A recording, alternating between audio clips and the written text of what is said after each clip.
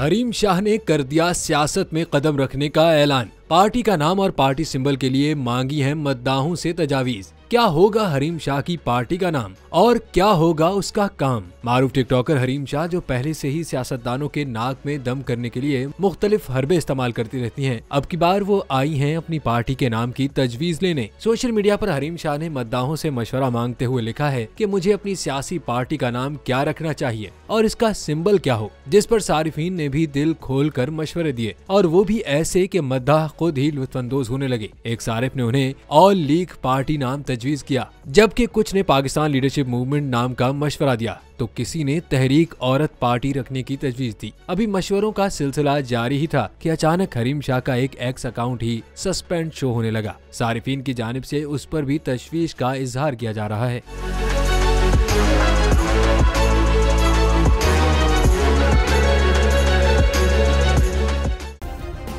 Subscribe करें और bell दबाएं ताकि कोई खबर रह न जाए।